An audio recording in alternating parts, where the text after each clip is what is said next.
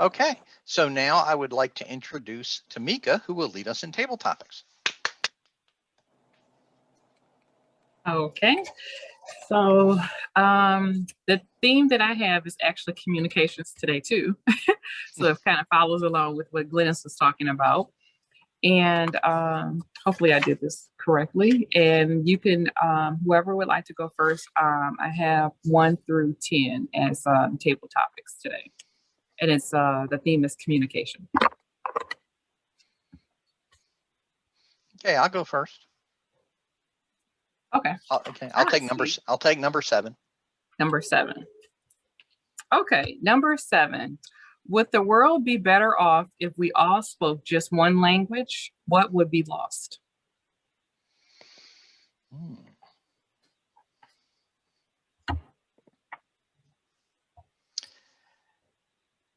Madam Table Topics Master and fellow Toastmasters and welcome guests. Would the world be better off if we spoke just one language? And what would be lost? Good question there. What would be lost if we had just one language? Well, the first question, would the world be better off? Well, first, in a way, we kind of have one language because everyone can communicate over the computer with each other. The internet, same internet protocol works everywhere. And then you can do Google Translate. And you can, when you buy something, you can buy it from the lowest bidder over the whole world. And it's kind of like there's one language. But if you travel to another country, you are at a loss if you don't speak the language. Now, the question I think is, oh yeah, now would it be a good thing? Would it be a good thing if we all spoke the same language? And then what would be lost? Well, let me say what is a bad thing about everyone having the same language is that jobs go to the lowest bidder worldwide. And just the price you can get for labor, you got to compete with everybody over the whole world. It's like a level playing field. It's like the world is flat. There's a famous book written called The World is Flat. Like you got to compete with everybody. And what would be lost, if we lost other languages? Well, there is a richness in the thought that each language has, and we would lose those points of view if everyone spoke the same language. But it would be much easier to disseminate information with one language. Madam Table Topics Master. All right, thank you, Steve, for that. Very insightful feedback. Anybody else like to try?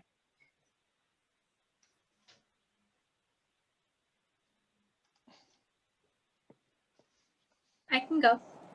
Okay. Number 5. Number 5. Okay. Number 5. Cell phones and smartphones have allowed us to access to other people in ways never dreamed of, even 20 years ago. Is that a good thing? Cell phones and smartphones have allowed us to access to other people in ways never dreamed of, even 20 years ago. Is that a good thing? Madam Table Topics Master, fellow Toastmasters, and guests. So I believe, as a person who is of kind of the smartphone age, I mean, I was born in the 90s, but I never really got to experience any of that. And I feel a lot of times people tell me, like when I'm doing research projects and stuff, like my parents or somebody else are always like, oh, we used to have to go to the library and like sit there and search for hours and we couldn't find anything. And so I am very appreciative of the fact that I have the computer, I have my smartphone, I have all this technology around me to aid me in finding information and getting to things so much quicker. And I feel like I know so much because when I search for one thing, I'm kind of pulled into this rabbit hole, whereas if you were in a library and you have this one book that you're reading about, it wouldn't be as easy to go down a rabbit hole of research. And I appreciate that because I could do a Google search, search for one thing and I'm like, ooh, I'm curious about that. Let me, continue this and click on this next link and this next link. And I feel like that's kind of how I go about a lot of my artwork and my work. And it's really a rabbit hole of like, I'm learning this and I'm learning this and I'm incorporating all of this into my work. So Madam Table Topics Master and Hello Toastmasters, I'm very appreciative of having technology. Nice job. Nice job. I don't know what I would do without my cell phone. I use it for everything. All right. Anybody else want to give it a try? All right, Sharon. Okay. Number 6. Number 6. All right, number 6. Tell us about a time that you chose to lie instead of communicating your true feelings. Oh.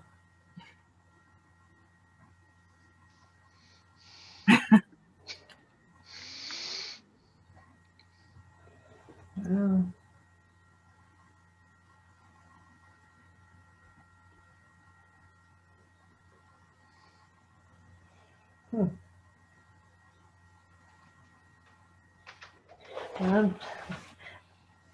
Madam Table Topics Master, do I want to share that time when I told that lie?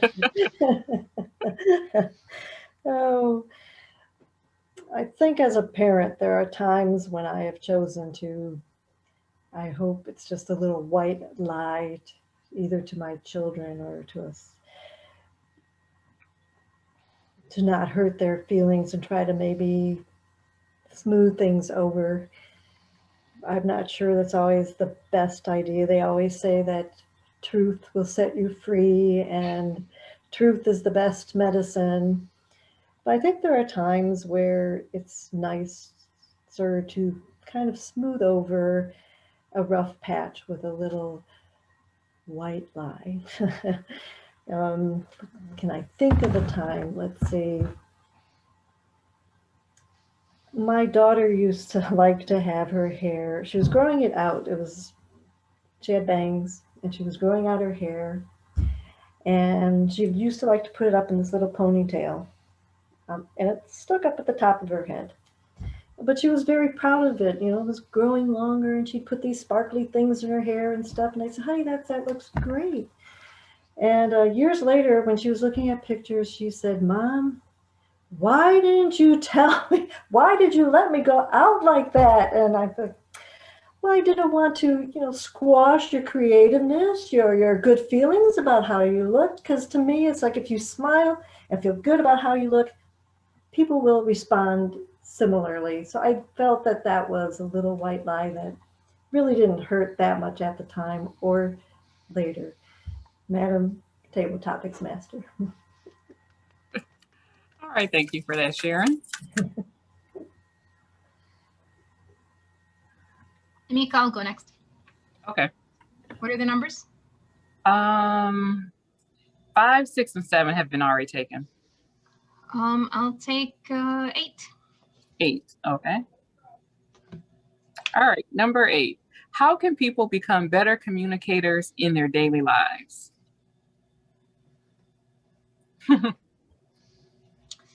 Madam Table Topics Master, Mr. Toastmaster, fellow credible communicators and guests, I've been asked the question, how can people be better communicators in their daily lives? And that is something I've struggled with myself throughout my life as a student, as a teacher, as an employee, as a mother, wife. And I think I know the answer. For me, anyways. I think that for a person to be a better communicator, that person would need to listen to others. I think in order for us to understand other people around us and what they're saying to us, we have to work on being better listeners. Because the more we listen, not to respond, but if we listen to understand, then we will be able to actually empathize with the others around us. And with that, we will be able to disseminate better information to our groups, to our members of our family, And hopefully that will build on our communications, whether it's at work or at home, because we will have a better idea of what those people are saying to us because of our listening. We will be able to communicate better. Madam Table Topics Master.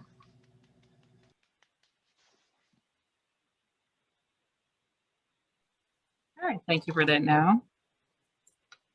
All right, anybody else? Sure, I'll take number 8. Okay, I'll go to the next one. I'll give you, A is taken, so I'll give you 9.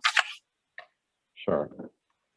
All right, number 9. In a large geographical country like Canada, what are some of the merits of allowing just a few organizations to control communication networks?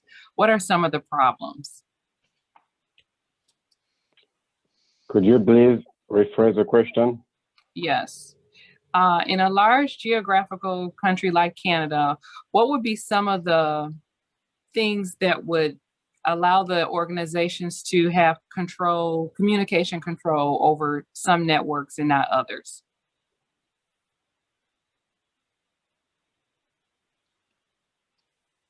Okay, can I skip this question and get a different one, please? Okay. I blinked out, sir. Okay, I'll go to the next one. Do you think you could go a whole week without lying? What would be some of the challenges? Not to call you a liar or anything like that. Madam Table Topics Master, fellow Toastmasters, I was asked if I thought that I could go an entire week without lying. That's a really good question. And right off the bat, I want to piggyback off what Sharon said. I think there are several categories of lies. Bad lies and white lies. The white thing, I could go an entire week without lying to take advantage of people or just manipulate people. Yes, I definitely think I could go a year without lying to mislead, take advantage, steal from people. But could I go just a week or even just a day without a white lie? That's a harder question. I have a few kids. I have 2 kids in school. Sometimes I'm not very proud of the grades they bring back, but in an effort to boost their confidence, I have to encourage them that a failing grade, it's not the worst thing in the world, and that it's not as bad as it looks, and that they can improve. And so based on that, my answer would be, I don't think I could go a week without white lies, but I could go a whole year without lying to benefit from it or hurt other people. Madam Table Topics Master, back to you.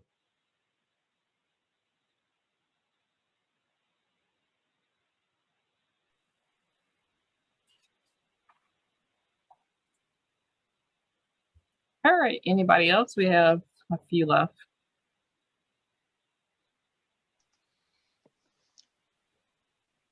Calvin, would you want to go? Yeah, can I try one? Sure. Sure. Number 3. All right, number 3. Should telemarketing be illegal? Should telemarketing be illegal?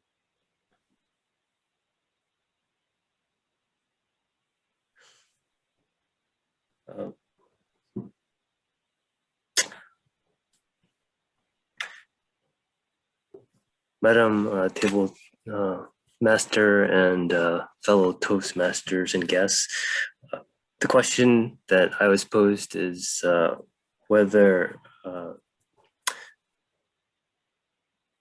telemarketers should be illegal. Given how much, so the telemarketer are those who are essentially soliciting various information or requiring different services, trying to get some people, and they contact you at any time through any means. It's kind of a invasion of privacy, and kind of a disturbing in terms of your level of peace. And there have been laws written against like contacting people through cell phones, like the do not call list. And yet, even with these, you still have telemarketers contacting and calling. The benefit you get is usually pretty low. And so I would say having it illegal is probably a good thing. Madam Table Topic Master. Thank you.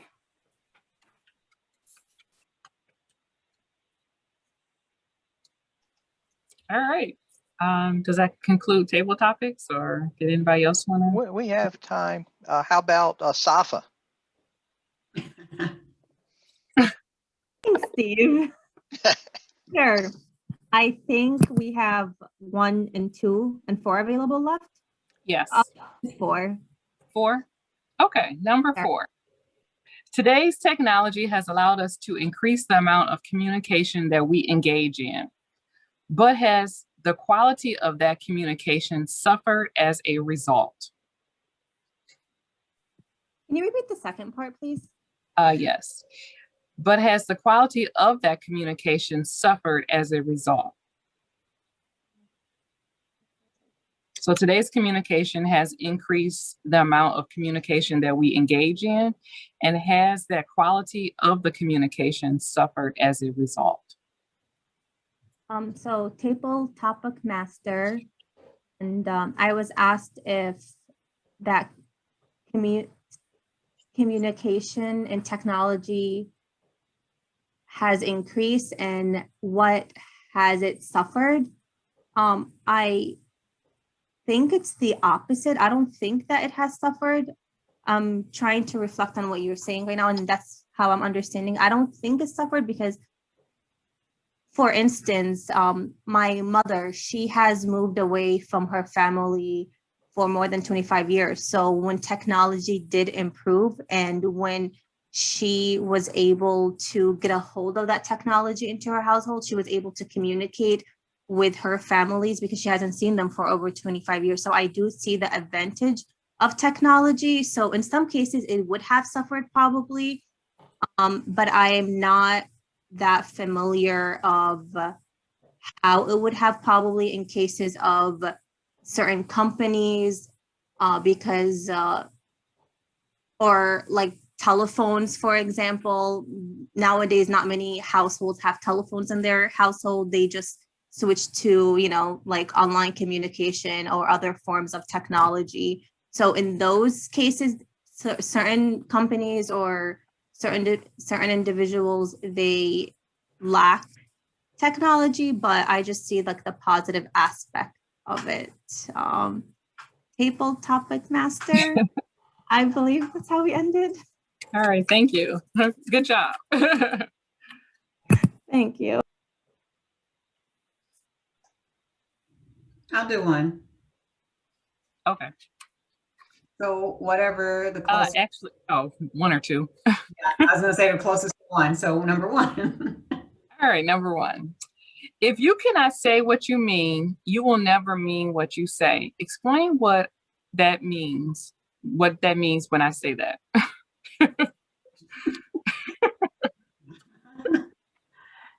If you cannot say what you mean, you will will never mean what you say. never mean what you say. Okay, Ms. Table Topics Master and fellow Toastmasters, I've been asked to explain the expression, if you cannot say what you mean, you will never be able to mean what you say. I think that's it. Yeah. I believe this expression is basically saying that if I can't articulate what I mean or get my point across to individuals, I might not be able to, at least in their eyes, be able to fulfill that expression or be able to actually mean what I say. Now I'm getting it confused a little bit because I had never heard this expression before. Me. In order to convey my ideas, I have to really understand them and be able to make other people understand them. And I think that is the point, getting my point across, making it understandable to others, and that will give it meaning. And that's what I believe. Ms. Table Topic Master, back to you.